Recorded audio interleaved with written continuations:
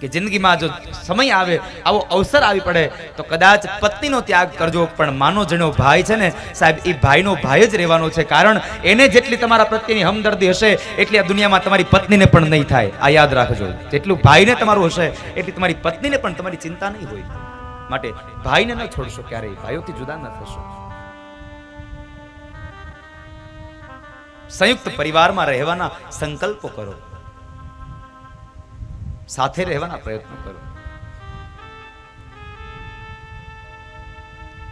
અને સાથે રહેશો ને એમાં તમારા પરિવારની, તમારા કુળની ઉન્નતિ હશે સાહેબ. સમાજ તમારામાંથી નોંધ લેશે.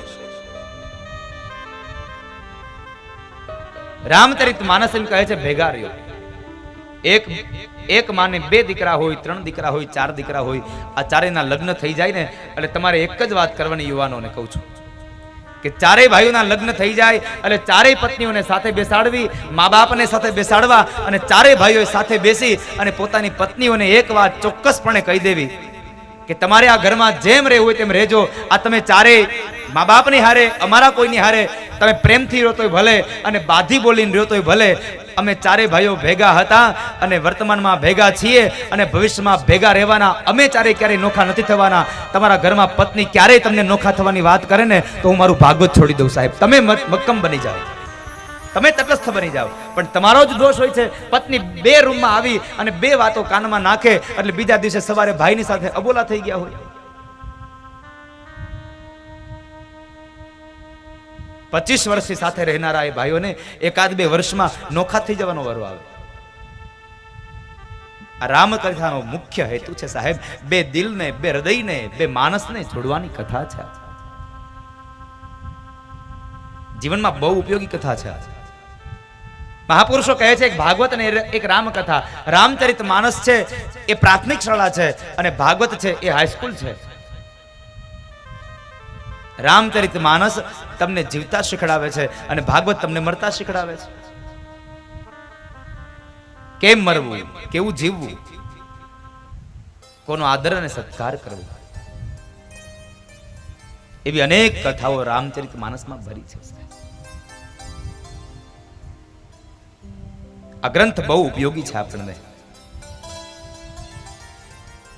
એક વખત એક મહાત્માજી બરાબર ટ્રેનમાં મુસાફરી કરતા હતા અને એ ટ્રેનમાં જે ડબ્બામાં જે સીટ ઉપર બેઠા હતા એની સામેની બારીએ એક યુગલ બેઠું છે. નવા લગ્ન થયા છે, પરણેલા છે અને 2 બરાબર ફરવા માટે જાય છે.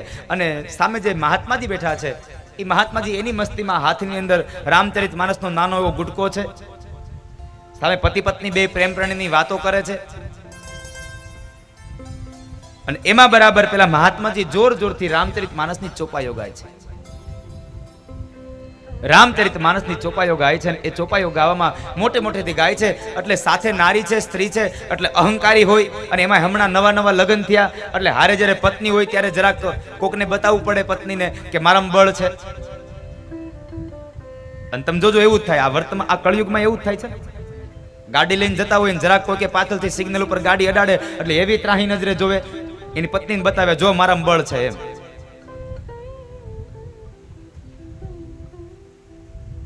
અહીંયા પત્ની સાથે છે એટલે પેલા મહાત્માજીને કહે છે, એ મહારાજ તમારે ગાવું હોય તો મનમાં ગાવ, આ તમારી ચોપાઈઓ અમારે નથી સાંભળવી, અમને અમારી વાતોમાં ડિસ્ટર્બ થાય છે.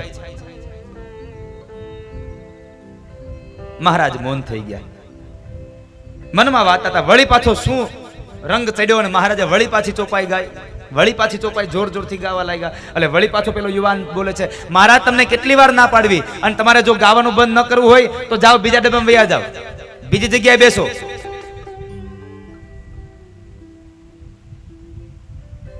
મહારાજ શાંત થઈ ગયા. 2-3 કલાક ટ્રેન ચાલી હતી ને અને એમાં બરાબર એક જગ્યાએ ટ્રેન સ્ટેશન ઉપર આવી અને ઊભી રહી. 5 મિનિટનું ત્યાં હોલ્ટ હશે એટલે ટ્રેન ઊભી રહી.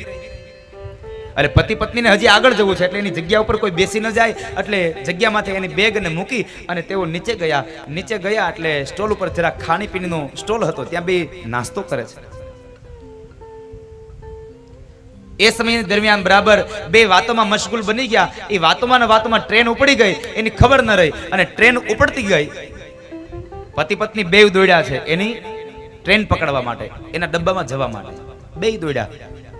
જેમ જેમ ઈ દોડતા જાય તેમ તેમ ટ્રેનની સ્પીડ વધતી જાય અને એમાં બરાબર એકદમ દોડી અને પેલો ટ્રેનમાં ચડવાનો સળિયો પકડાયો અને પેલો યુવાન ચડી ગયો, પણ એની પત્નીનો હાથ મુકાઈ ગયો અને પત્ની ત્યાં સ્ટેશન ઉપર રહી ગઈ. હવે બે બાકડો બન્યો, જોર જોરથી રાડો પડે, કોઈ ટ્રેન ઊભી રાખો મારી પત્ની રહી ગઈ, કોઈ ટ્રેન ઊભી રાખો મારી પત્ની રહી ગઈ. પેલા મહાત્માજી સાંભળી ગયા, ઈ જરા ઊભા થઈને આવ્યા. હે ભાઈ શું થયું? અરે મહારાજ ટ્રેન ઊભી રાખો મારી પત્ની પ્લેટફોર્મ પર રહી ગઈ, અમે નાસ્તો કરવા ગયા હતા, હું અહીંયા ટ્રેનમાં ચડી ગયો અને ઈ રહી ગઈ. ત્યારે મહાત્માજી હળવેકથી કહે છે, ભાઈ એક વાત કહું? અરે શું વાત કહેશો મહારાજ? અરે સાંભળ તો ખરો. હું જ્યારે રામચરિત માનસની ચોપાઈઓ ગાતો હતો ને, એ ચોપાઈ તે સાંભળી હોત ને તો તારી પત્ની આજ રેલવે સ્ટેશન ઉપર ન હોત. કારણ રામચરિત માનસમાં જ્યારે ભગવાન રામને વનવાસ મળ્યો ને ત્યારે સરયુ અહીંયા ગંગા નદીના સામે કિનારે જવાનું હતું અને કેવટની નાવ માગીને ત્યારે સૌથી પહેલા રામ નહોતા બેઠા, એને હાથ પકડીને પેલા જાનકીને બેસાડ્યા. જો આ કથા તે સાંભળી હોત તો પેલા ન ચડ્યો, તારી પત્નીને પેલા ચડાવી હોત, તે પેલા તારી પત્નીને બેસાડી હોત. તે રામચરિતનો માણસનો મહિમા બહુ અદ્ભુત છે સાહેબ.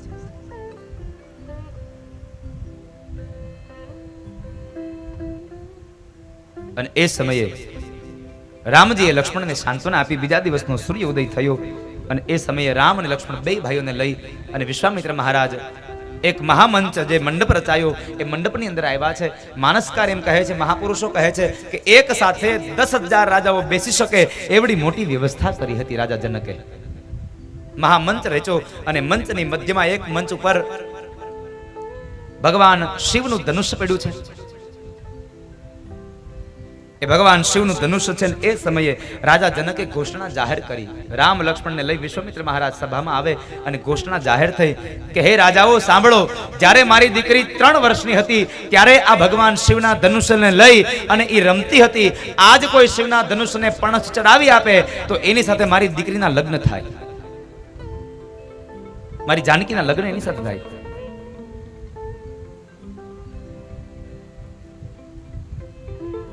અને એ સમયે એક પછી એક રાજાઓ આવે છે, પણ માં જાનકીએ ભવાનીની પ્રાર્થના કરી. માં ભવાનીને પ્રાર્થના કરે છે, જય જય ગિરિવર રાજ કિશોરી, જય મહેશ મુખ ચંદ્ર ચકોરી, જય ગજ બદન ષડાનન માતા, જય ગજ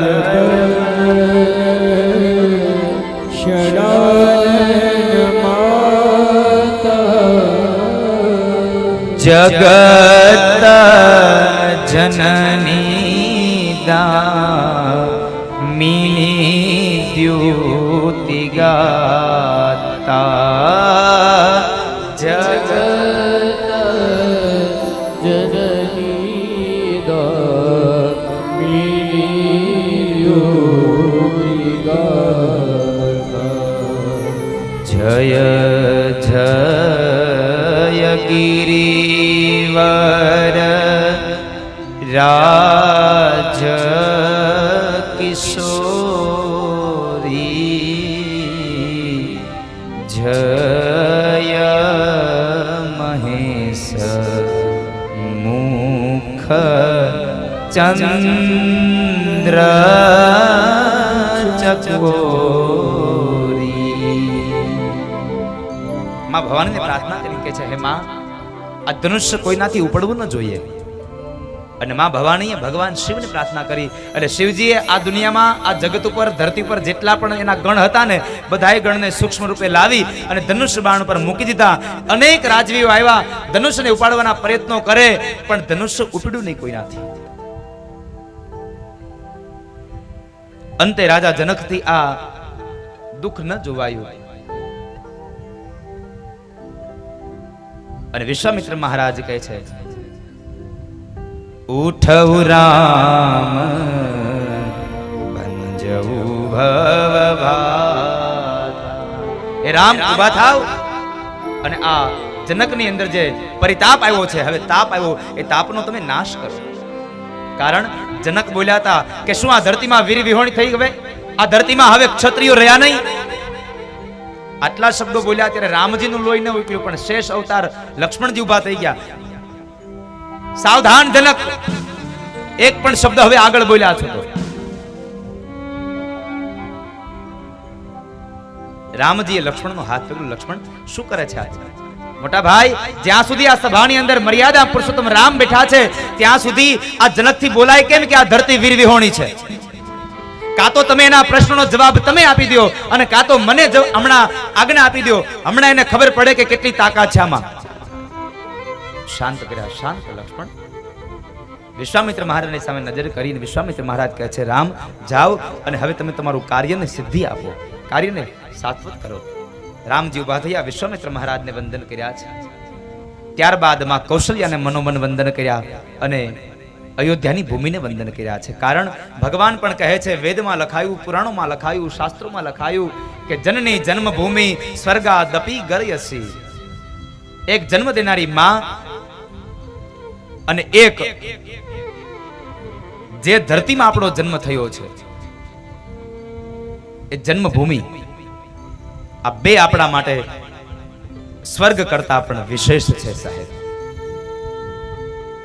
આપણી પાસે સ્વર્ગ કરતા પણ વિશેષ છે. માટે ભાઈ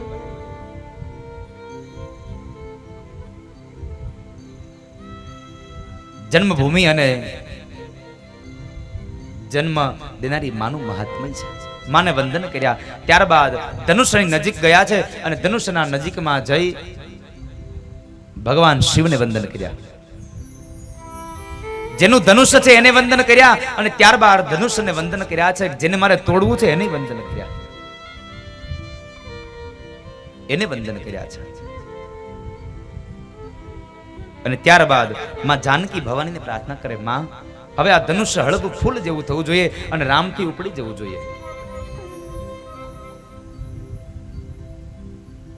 અને એ જ સમયે ભગવાન રામે મધ્યમાંથી ધનુષને પકડ્યું અને ધનુષને પકડવાને લઈ જાણે એક નાનું બાળક પોતાના રમકડાને ઉપાડી લે એમ ભગવાન રામે મધ્યમાંથી ધનુષને ઉપાડ્યું. પોતાના જમણા પગના અંગૂઠા નીચે એક પણછનો છેડો પછાડ્યો અને બીજા પણછને નીચે નમાવા જાય અને પણછ ચડાવવા જાય છે ત્યાં મધ્યમાંથી ધનુષ ભાંગ્યું. મહાભયંકર અવાજ થયો અને ભગવાનનો જય ઘોષ થયો. બોલીએ સિયાવર રામચંદ્ર ભગવાન કી. ભગવાનનો જય ઘોષ થયો. ધનુષનો ભંગ થયો. માં જાનકીએ વરમાળા પહેરાવી. ત્યાર પછી તો રામચરિત માનસમાં એક કથા છે, પરશુરામજી મહારાજનો પ્રવેશ થાય. લક્ષ્મણ અને પરશુરામનો સંવાદ બહુ અદ્ભુત કથા છે. પણ 9 દિવસની કથા મારે તમને 60 મિનિટમાં કહેવાની, એટલે બધી કથાઓને તો ન્યાય ન આપી શકાય. અને આમ પણ મફતમાં તો કેટલીક રામાયણ સંભળાવાય. એટલે મફતમાં તમે ક્યાં કોઈ દક્ષિણા મને આપી? દક્ષિણા વગરની રામાયણ કેટલીક હોય.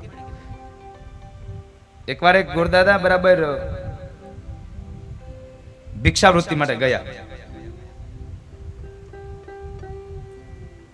એટલે જે ઘરે જે આંગણામાં ભિક્ષાવૃત્તિ કરતા હતા એટલે ત્યાંથી બેને જે ભિક્ષા આપવાની ત્યાં આપી દીધી. એટલે ગોર બાબા બરાબર જ્યાં નજર કરતા હતા ને ત્યાં બરાબર આમ ફરજાની અંદર એક સારું સરસ મજાનું દૂજાણું જોઈ ગયા. એટલે બેનને પ્રશ્ન કર્યો, હે બેન, છાશ બનાવી છે તો છાશ લેતો જાવ.